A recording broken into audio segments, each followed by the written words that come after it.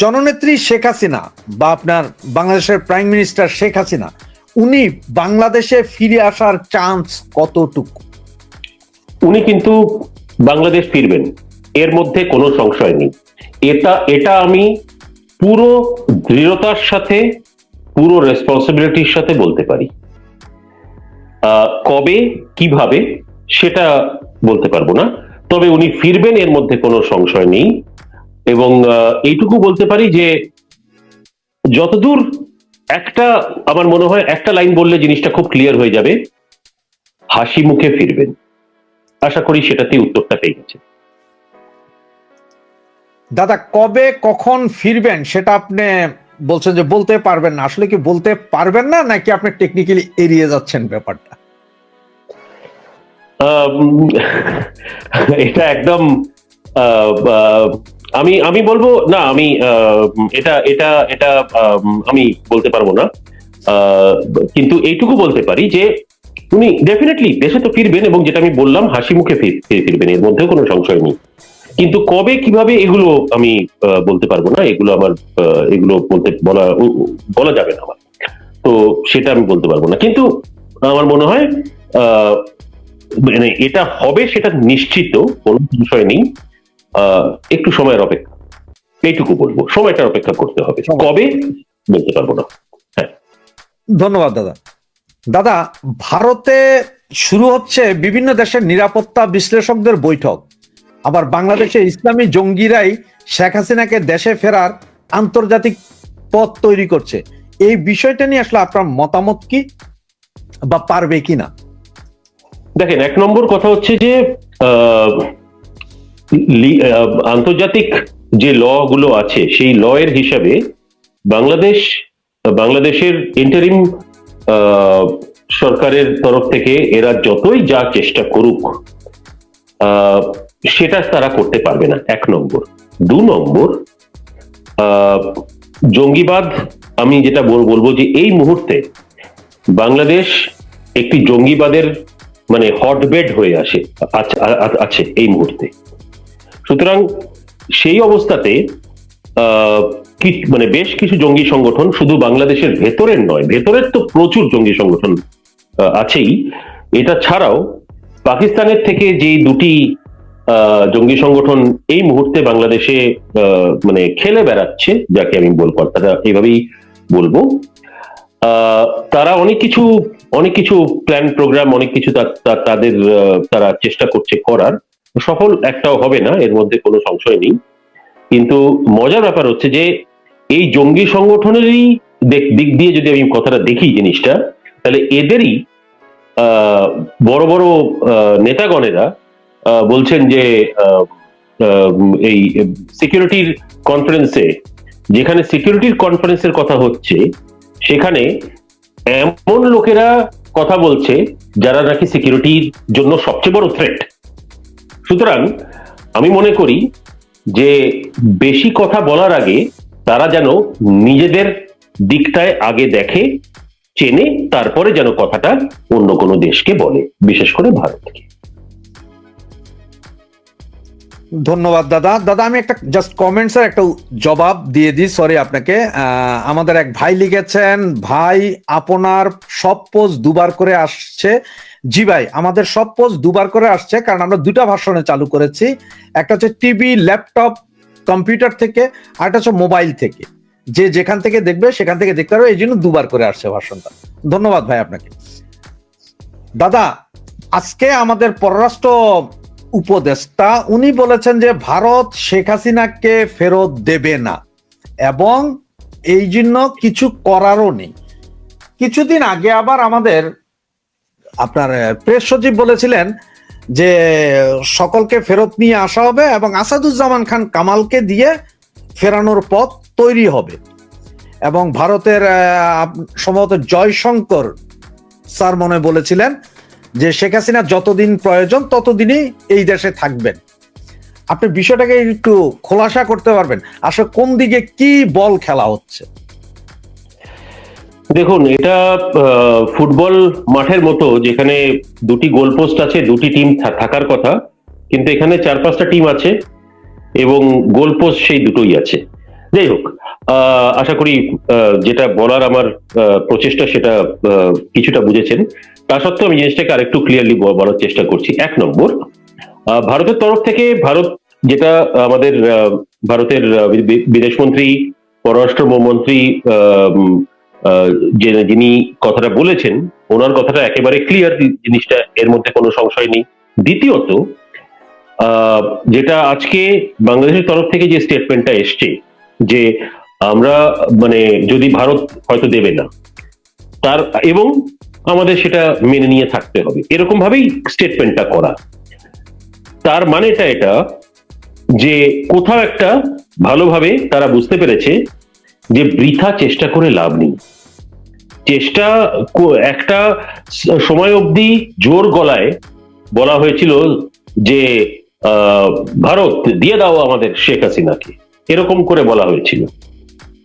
আজকে সেই গলাটা অনেক নীরব, অনেক চুপচাপ ভাবে জিনিসটা বলছে, কেন কথাটা একেবারে ক্লিয়ার। কেন এটা আন্তর্জাতিক আইন মতেও নয়, এবং কোনোভাবে এটা হয় না যে যে কাউকেই আমি চাই, আমাদের দেশের লোক হলে অন্য দেশে গিয়ে বসে আছে বলে আমি যে কাউকে উঠিয়ে আনতে পারবো, সেটা সম্ভব নয়। সুতরাং সেটার জন্য অনেকগুলো পরিস্থিতি, অনেকগুলো ধরনের, অনেক আইনগত ভাবে অনেক কিছু আছে, অত সহজ নয়, এবং এটা আইনগত ভাবেও হওয়ার কোনো সম্ভাবনা নেই। সুতরাং উনি যেটা বলেছেন একেবারে ঠিক, তবে একটা জিনিস ক্লিয়ার হয়ে গেল যে পথে ফেরো, আমি এই দুটো শব্দ বলবো, পথে ফেরো। পথে ফেরো এই জন্য বলবো তাদেরকে যারা ইউনিস এবং ইউনিসের টিমের যারা আছে, যে আস্তে আস্তে মাথাটায় ঢুকছে যে যতই খালি মাঠে বল নিয়ে দৌড়ো, যখন অপোজিশন টিম নামবে না, অত সহজে গোল করা যায় না। বলা এক, করা আরেক, অত সহজে হয় না। সুতরাং আমার এইটুকু আমি বলতে পারবো যে এই মুহূর্তে দাঁড়িয়ে একটু একটু করে হলেও জিনিসটা তাদের মাথার মধ্যে ঢুকে গেছে, এবং জিনিসটা বুঝতে পেরেছে, ভালো হয়েছে এটা, যে অত সুন্দর করে, অত ইজি ভাবে কেউ কাউকে চাইলে পেতে পারে না, বিশেষ করে যখন এটা বাংলাদেশের প্রধানমন্ত্রী শেখ হাসিনাকে নিয়ে কথাটা হচ্ছে। সুতরাং সেই দিক দিয়ে আমার মনে হয় এটা কূটনৈতিক স্তরেও চেষ্টা করুক কি যে কোনোভাবেও কোনো লাভ হবে না, এটা বুঝতে পেরে গেছে। এটা দুটো যে জিনিস এটার থেকে আসবে, এক, দক্ষিণ এশিয়ার এই মুহূর্তের পরিস্থিতি যা কূটনৈতিক স্তরে, আমি খালি বলবো না, জিও পলিটিক্যাল স্তরে যদি আমরা দেখি, দক্ষিণ এশিয়ার এই মুহূর্তে যে অবস্থা, সেটাতে বাংলাদেশ এখন যেই টাইম বোমের উপরে দাঁড়িয়ে আছে, আমি টাইম বোম শব্দটা এই জন্য বলবো যে এই মুহূর্তে একটা টাইম বোমের উপর দাঁড়িয়ে আছে।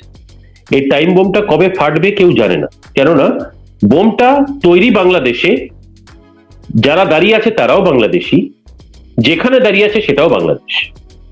সুতরাং এই টাইম বোমটা যেদিন ফাটবে, এটা কিন্তু হঠাৎ হবে, এবং এটা যে কোনো সময় হতে পারে। এটা কালকে, 1 মাস পরে, 2 মাস পরে, 3 মাস পরে হতে পারে। এবং এটা হচ্ছে পলিটিক্যাল টাইম বোম, যাকে বলে রাজনৈতিক টাইম বোম, আর এটা হবেই।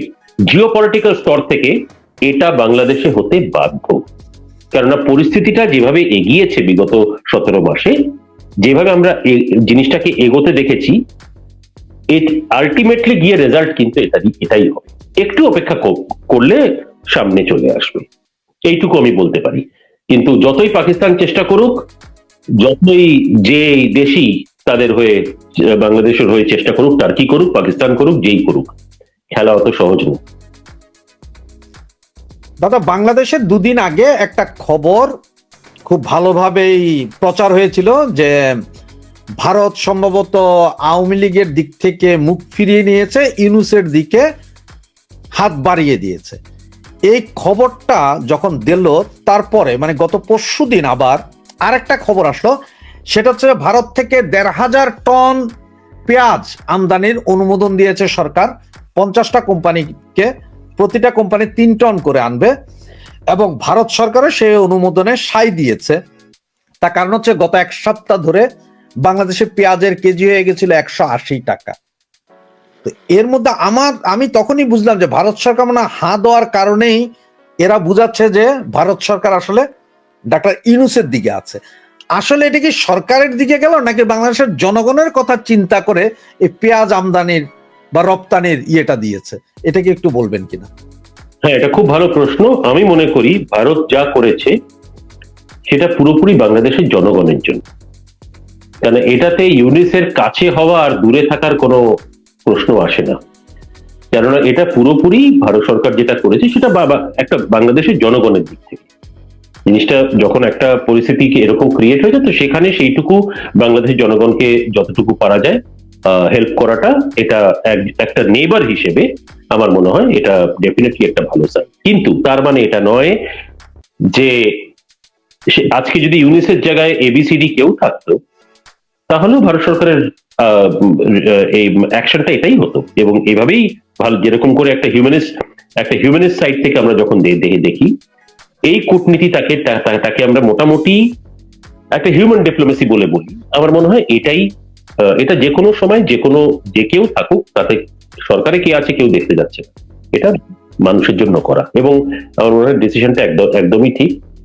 কিন্তু এটা এখন বাংলাদেশের ভেতরের যারা আছে চরমপন্থী যাদেরকে আমি বলি, বিশেষ করে অ্যান্টি ভারত এবং যারা চরমপন্থী পুরো, তারা জিনিসটাকে অন্যভাবে দেখায়। এটা তারা এখানে স্পিন দেওয়ার চেষ্টা করবে, একটা স্পিন করার চেষ্টা করবে যে না এটা ভারত অন্য কারণে হয়তো করছে, ভারতের উপরে প্রেসার পড়েছে বা কিছু, খেলাটাকে উল্টো দিকে নিয়ে যাওয়ার চেষ্টা করবে। এই জন্যই আমি কথাটা আনলাম, এটা সম্পূর্ণ ভুরো। আগেই বলে দিলাম আমি, কারণ ইনফরমেশন ওয়ারফেয়ারের এই জিনিসটা হতে চলেছে, বাংলাদেশ থেকে এই জিনিসটা বেরোবে। আমি তার জন্য আগেই বলে দিলাম যে এই জিনিসটা বেরোলে এটা কতটা ইচ্ছাকৃত ভাবে মিথ্যে কথা বলা সেটা বেরোবে। এবং এটা ইউনিসের লোকের কথা আমি বলছি না, এখানে কিছু যেটা আমি বললাম কিছু লোক আছে বাংলাদেশে যারা এই জিনিসটা এইভাবে সামনে দেখাবার চেষ্টা করবে। কিন্তু এইটুকু আমি স্পষ্ট করে দিতে চাই যে এই সম্পূর্ণ কার্যটা পুরোপুরি বাংলাদেশের জনগণের ভালোর জন্য। ধন্যবাদ দাদা। আমরা যখন বাংলাদেশে মৌলবাদের উত্থানের কথা বলি, যখন ইন্ডিয়ার কোনো গেস্ট, যেমন আপনিও এসেছেন আজকে, এরকম গেস্টরা যখন এসে বাংলাদেশে মৌলবাদের উত্থানের কথা বলে, তখন কমেন্টস আসে, অনেকে মা বোন তুলে গালাগালি করে, আমাকে ব্যক্তিগত আমাকে আক্রমণ করে, গেস্টকে তো করেই করে, আজকেও যেমন করছে। সেই জায়গায় আজকে একটা কথা আপনি হয়তো জানেন যে গত পরশুদিন পাকিস্তানের সবচেয়ে প্রচার বহুল পত্রিকা দ্য ডন, তারা ব্যানার হেডলাইনে আপনার নিউজ করেছে যে বাংলাদেশ হচ্ছে যে জঙ্গিবাদের পাইপলাইন। তারা প্রমাণ দিয়েছে বাংলাদেশি জঙ্গিরা পাকিস্তান গিয়েও পাকিস্তানের সামরিক বাহিনীর বিরুদ্ধে যুদ্ধ করছে, বিভিন্ন কিছু। এই যে আপনারাও এতদিন বলেছেন যে বাংলাদেশের জঙ্গিবাদের ঘাঁটি আছে, আজকে পাকিস্তান স্বীকার করলো, বিষয়টাকে এখন আপনারা কিভাবে দেখছেন? দেখেন, এটা এখন যাকে বলে চোরের মন বোচকার দিকে, তো সেই দিক থেকে দেখতে হলে পাকিস্তান এখন বুঝতে পেরেছে যে খেলাটা অন্যদিকে হয়ে যাচ্ছে। কারণ যেখানে আমি খারাপটা করার চেষ্টা করব কারোর বিরুদ্ধে, এটা ওরা ভুলে গেছে যে খারাপটা কিন্তু নিজেদেরকেও সইতে হবে। ভারতের বিরুদ্ধে এত বছর ধরে এই জঙ্গিবাদ প্রেরণা নিয়ে জঙ্গিবাদ করে ভারতের বিরুদ্ধে আমাদের নর্দার্ন সাইড থেকে যা করেছে কাশ্মীরের দিক থেকে, আজকে পাকিস্তানের কি অবস্থা? পাকিস্তানের ভেতরে, তাদের দেশের ভেতরে তো একই অবস্থা, সেই তো চলছে। জঙ্গিরা তো ওখানেও নেমে গেছে পাকিস্তানের সরকারের বিরুদ্ধে। আগে ছিল, এক সময় তো ছিল না, অতটা অনেক কম ছিল, আজকে এখন হঠাৎ বেড়ে গেল। সুতরাং যেটা উৎপাদন হবে, 10টা বোম উৎপাদন করলে একটা বোম কিন্তু নিজের বাড়িতে ফাটতেই পারে। সুতরাং এইটুকু আমি বলে দিতে পারি যে পাকিস্তানের তরফ থেকে যেটা আজকে ডনে আপনি কথা বললেন, যেটা বেরিয়েছে, এটা আগেও আমি অনেক আগের থেকেই বলে আসছি যে এটাতে পুরোপুরি ভাবে বাংলাদেশ এখন একটা জঙ্গির আস্তানা, মানে হটবেড যেটাকে আমরা বলি একেবারে। সুতরাং মানে এটা কি করবে জানেন, এটা বাংলাদেশকেই কিন্তু নষ্ট করবে। কারণ এটা কোনো অন্য দেশের কথা আমি এখানে আনছি না, কারণ যেই দেশে এই জিনিসটাকে গড়া হচ্ছে, যেই দেশের ইন্টারিম কোট আনকোট ইন্টারিম সরকার যেই দেশের এই কাজটা করাচ্ছে, তারাও ততটাই দায়ী হবে। কেননা আলটিমেটলি গিয়ে লোকসানটা বাংলাদেশের জনতারই, কিন্তু জনতা সেটা একটা সময় অবধি কথা বলবে না, কিন্তু সময় একটা আসবে, সেই সময়টা কিন্তু তখন পাল্টানো যাবে না, কারণ তারা তখন বেঁকে বসবে, একটা সময় আসবে। সেটা আমি পলিটিক্যালি বলছি, আমি রাজনৈতিক দিক থেকে বলছি না, এটা একটা সাধারণ জনগণের একটা সাধারণ জীবনযাপনের কথা বলছি সেই দিক দিয়ে।